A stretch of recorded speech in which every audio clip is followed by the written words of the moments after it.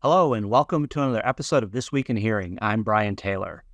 This week, our topic is loneliness, social networks, and hearing loss. And here to discuss those topics is Dr. Alison Huang, a senior research associate in the Johns Hopkins Bloomberg School of Public Health.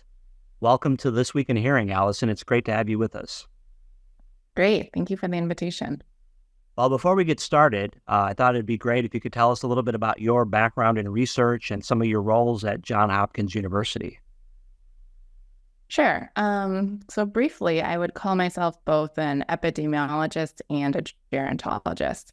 I did my PhD in mental health at Johns Hopkins University, and that's a department that sits within the School of Public Health. So it's kind of unique. No other school has a department of mental health within their School of Public Health. So the training I have is looking at mental health from more of a population level public health perspective, as opposed to kind of an individual level, at the clinic training. Methodologically, I'm trained in epidemiology, and the population I focus on is older adults, specifically in the area of cognitive mental health and hearing loss.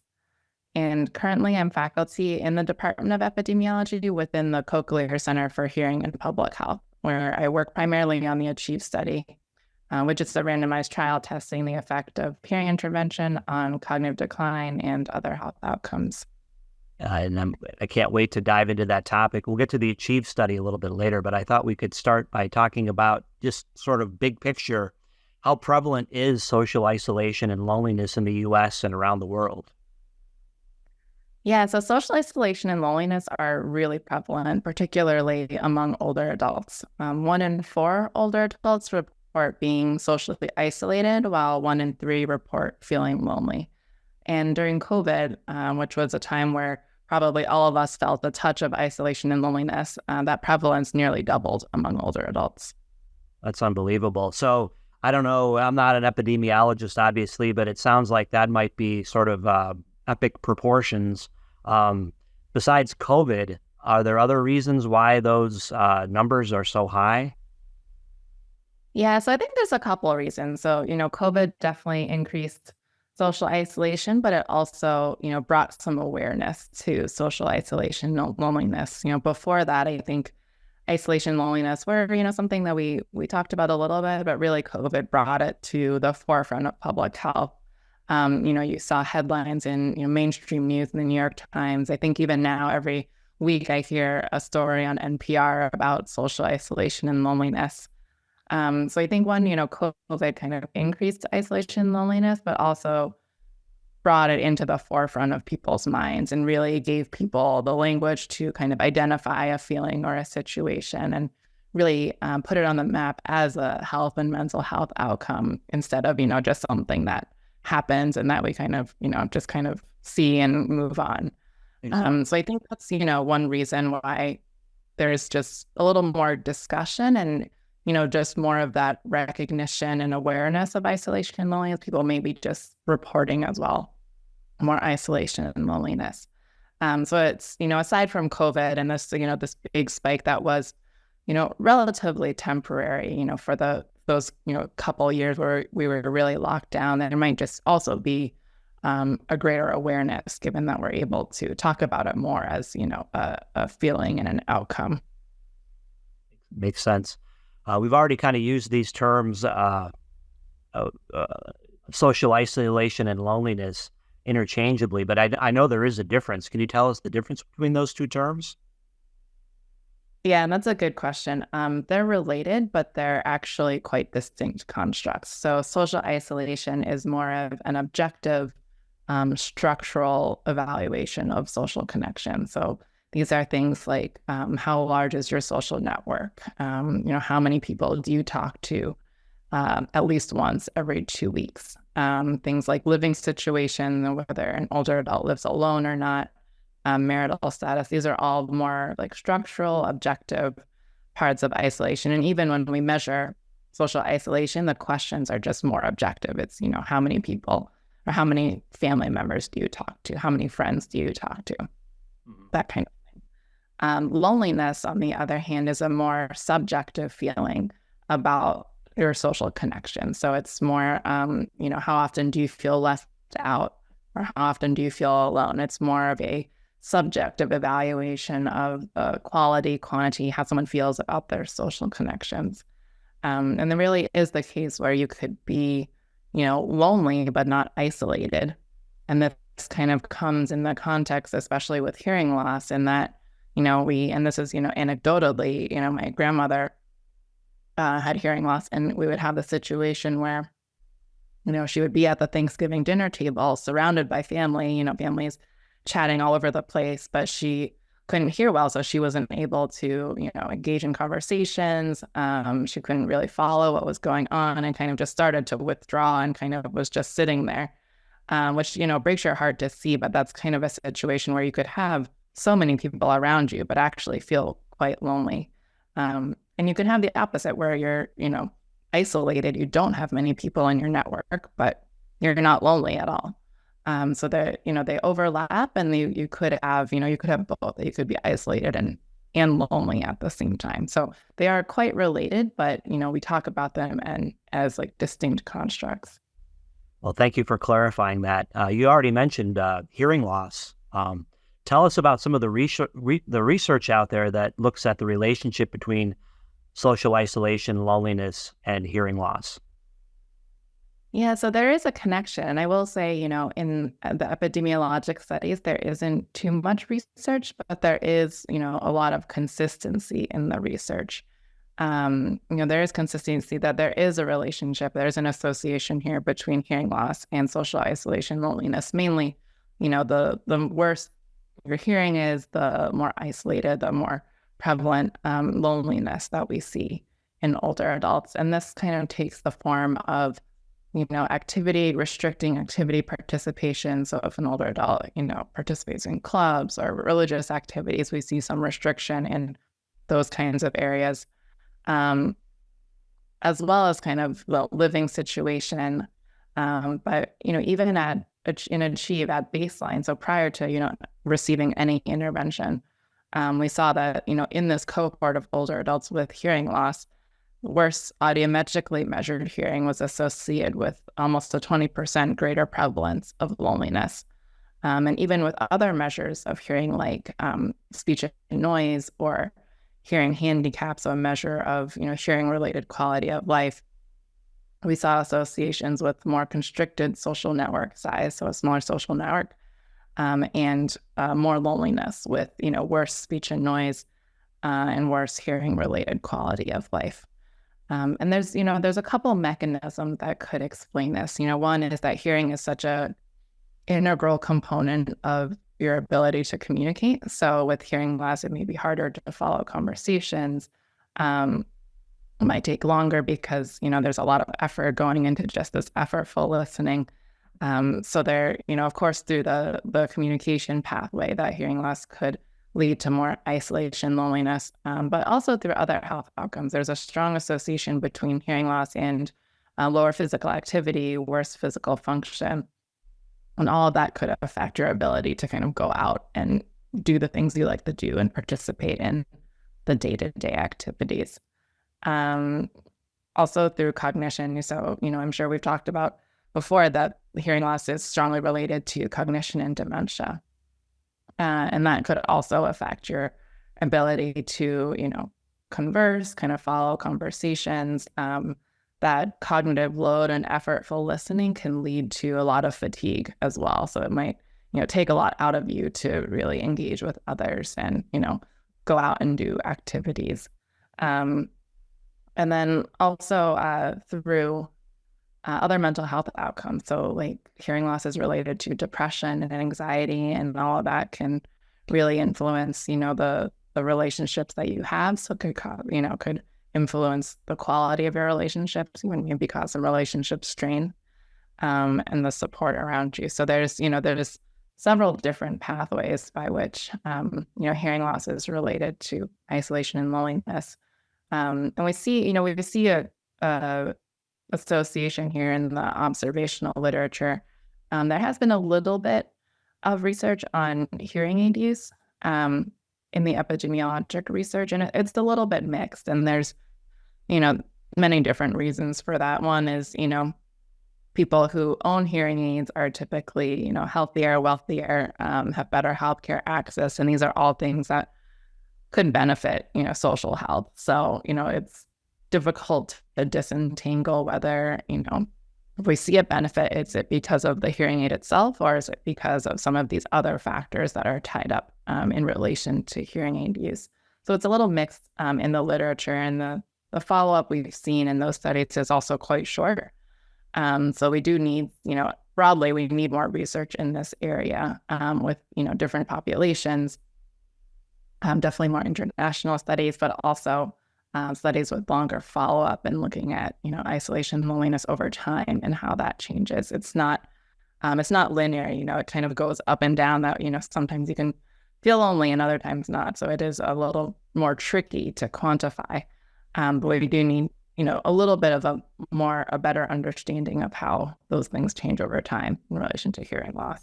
Yeah, I mean, it would seem kind of complicated to study given that loneliness can kind of wax and wane. Yeah. Yeah. And I think there's many different kinds of studies. There's, you can do it quantitatively where you measure it with, a questionnaire, but there's also a host of qualitative studies that really dig in a little deeper and get at those constructs that you can't really get at with quantitative research. Good to know. You mentioned the ACHIEVE study, and I think our viewers are somewhat aware of the relationship of the study and how it's looked at the relationship between cognitive decline, dementia, hearing loss, and hearing aid use. I know it's gotten a lot of publicity inside of the field. Maybe tell us a little bit about the larger aims of that study, some of the questions you're trying to address, and then with respect to loneliness and social network size, how you've tried to go about studying that. Yeah, so the ACHIEVE study definitely made a splash in the hearing world in the last, couple of months. So broadly, the ACHIEVE study is a randomized trial. They recruited 977 older adults that were randomized to hearing intervention or a health education control. And both the intervention and control were 4 sessions, and they had consisted of one-on-one contact with either a study audiologist in the hearing intervention or a certified health educator in the control. The hearing intervention involved provision of hearing aids as well as education and counseling over these 4 sessions. And the health education control was health education sessions on topics related to healthy aging, like nutrition or physical activity. And participants were 70 to 84 years. They had untreated hearing loss and were without substantial cognitive impairment, and were recruited from 2 populations. So about a quarter were recruited from an existing longitudinal study called the Atherosclerosis Risk in Community Study.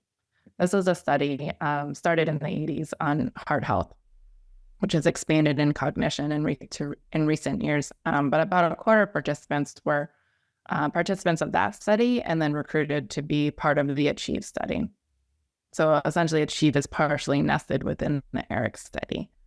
The other 3/4 of participants were newly recruited. We call it de novo, which means they were newly recruited from the communities. And this was done at 4 sites. It's Jackson, Mississippi, Forsyth County, North Carolina, Minneapolis, Minnesota, and Washington County, Maryland. So participants came from, those that were co-enrolled in the ERIC study from those 4 sites, or newly recruited from the communities surrounding those 4 sites. And the primary outcome of ACHIEVE is cognitive change over 3 years in global cognition. But we also measure a host of other outcomes, other health outcomes that the team is interested in seeing, the effect of hearing intervention on, of course, social isolation and loneliness, but also physical function, activity, falls, hospitalization. So while the primary outcome is cognition, we do, have an interest in some of these other outcomes as well. But for the primary outcome for cognitive decline, when we analyze these 2 populations, the ERIC group and the de novo cohort together, we didn't see actually an effect of hearing intervention on cognitive change. We saw no difference between hearing intervention and the control. But when we analyze the ERIC cohort and the de novo cohort separately, We saw in the AIR cohort that hearing intervention was associated with a 48% reduction in the rate of cognitive decline over 3 years. And we didn't see that in the de novo cohort. We didn't see any difference between hearing intervention and control. So, that begs the next question is why? Why are we seeing it in one cohort, in one population, but not the other? And there's a couple of reasons. There are two distinct populations. So the ERIC cohort, ERIC started in the 80s as a random sample of older adults at these 4 communities. And, participants were recruited in the 80s and then have been participating in the study since then. So you can imagine this population is quite different from the de novo group who are, 70 to 84 years old now and, are eager to join a new clinical trial. And you can see that reflected in their participant characteristics. The de novo cohort is younger, more highly educated, higher income, healthier on a number of measures of chronic conditions. And their rate of cognitive decline over the 3 years is quite slow. So there is not much cognitive change with the de novo cohort. But in ERIC, we see that their rate of cognitive decline is actually more consistent with a moderate rate of cognitive decline. So we're seeing, a faster rate of decline in the ERIC cohort. So, when we're trying to slow cognitive decline with an intervention, it is hard to slow something that's already slow in the de novo cohort. And it's not to say that, hearing intervention doesn't have an effect in that cohort. It may just take more than 3 years to see. Our trial was only 3 years. At the moment, we do have funding for another 3 years for a total of 6 years of follow-up. So we might be able to see something there. But yeah, there's a couple of reasons. The de novo cohort is, overall healthier. And the ERIC cohort may be more reflective of kind of the broader population. But that's the primary results. For isolation and loneliness, we have 2 measures. So we have the Cohen Social Network Index. So that is a measure of social network size. There's also a domain of network diversity, which is, how many different types of contacts you have in your social network. So is that friends or family or neighbors or other types of members. And we also have a measure of social network embeddedness. So that's, how deep are you embedded in a particular domain? So it's measured by if you have 4 or more people in, the family domain, you're considered embedded into that domain. And then for loneliness, we have, it's called the UCLA Loneliness Scale, which is 20 questions related to loneliness. And that work is still being, as we speak, it's still being analyzed and written up. But we did see in the Achieve pilot study, so this was a much smaller sample done several years ago with only a 6-month follow-up, but we do see a benefit of hearing intervention on social network characteristics in the pilot study, which is quite encouraging for kind of the results of the full trial. Now, the pilot you're referring to is what was published in the Journal of Gerontology. Is that right? No, this was in Alzheimer's and dementia. Oh, okay. And what really piqued my curiosity around this was you were the lead author of Loneliness and Social Networks, Characteristics Among Older Adults with Hearing Loss in the Achieve study. Yeah, so that's a baseline paper. So that's in this 977 cohort for the full Achieve study, but that was just at baseline. So this was prior to any intervention that has happened. But in that study, we found that, even just, in this group that we recruited, they're all people with hearing loss that, worse audiometrically measured hearing was related to higher prevalence of loneliness, almost a 20% higher prevalence. And same with, speech and noise and how hearing related quality of life related to both loneliness and social network characteristics. One of the things I thought was really interesting about that paper that we're talking about now is social network size and hearing and noise ability. Could you maybe talk just a little bit reflect on what you found in that paper? I thought that was really interesting from a clinical standpoint. Yeah. So speech and noise in terms of, being able to hear words when presented in the presence of background noise, and social network characteristics. And I think this really kind of gets at more of the functional aspects of hearing loss. You may have audiometric hearing loss, but if you can't understand speech in the presence of background noise, I think that's really related to your desire or ability to go out and, engage with people in settings like restaurants or, places of worship, things like that. And I think that really affects the number of contexts you have and the people that you engage with. Well, and if I remember right, the Quicksand was used, right? Yes. Yeah, and I think that more and more clinicians, as far as I know, are using that test, and it's just another reason why that test is gives you such great information as far as functional ability is concerned. Yeah. I think it really kind of sits in the middle of more of like this objective measure of hearing, on the spectrum of this objective to kind of subjective functional. It really sits in the middle there and gets at, I think the ability to understand speech and noise is just so critical to the ability to kind of navigate this world where, it is it is quite noisy, and, you need that ability to navigate.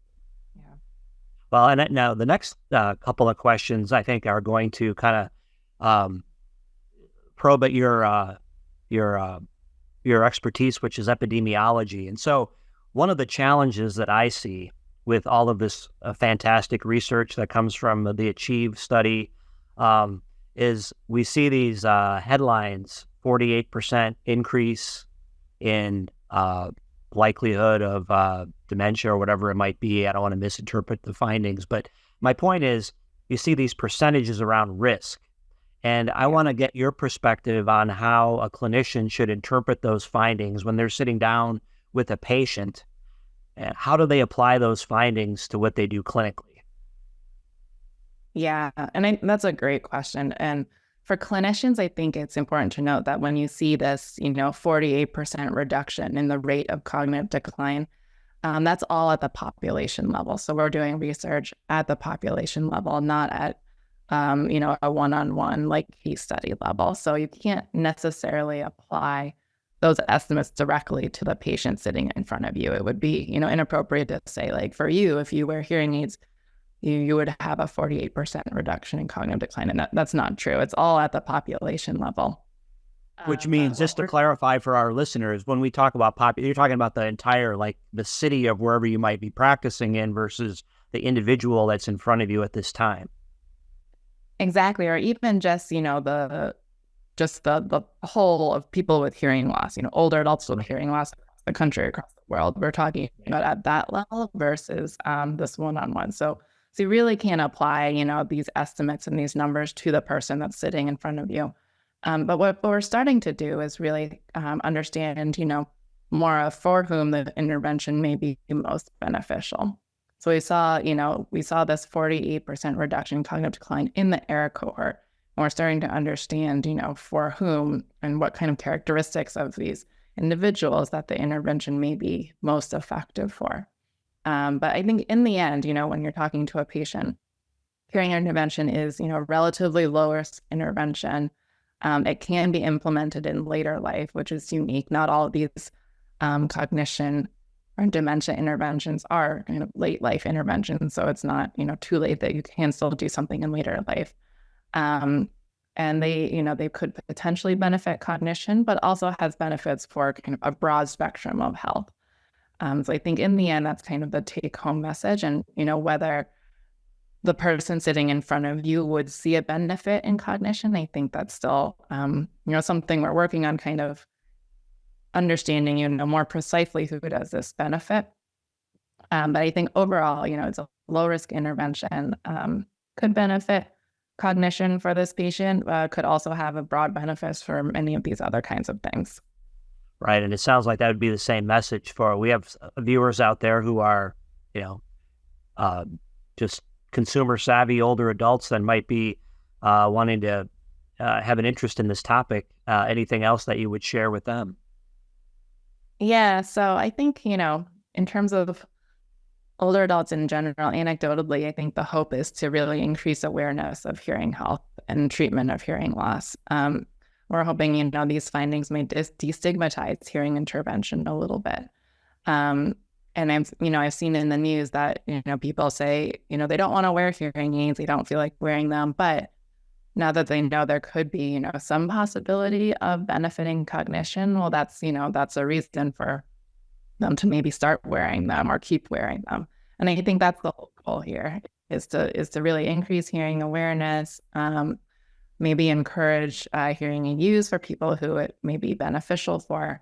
That's for older adults, and I think people with hearing loss. But for more middle-aged adults, for younger adults, I think it's also, spurring some conversations about the importance of hearing health, and more about, thinking about protecting hearing, and, doing things like wearing earplugs or earmuffs when you're, in places with loud music, really considering hearing as part of overall health and not kind of something, to think about later. And I think, with everyone, with age, hearing will degrade. But I think there are things that, middle or younger age older adults can do to kind of protect their hearing now, that could benefit them in the long run. Exactly. It's good to start the conversation or plant the seed at an earlier age, for sure. Yeah. One final question for you, Alison, that is, if you could tell us a little bit more on some of the upcoming projects that you and your colleagues at Johns Hopkins are working on when it comes to the ACHIEVE study. What are some things we can expect down the road?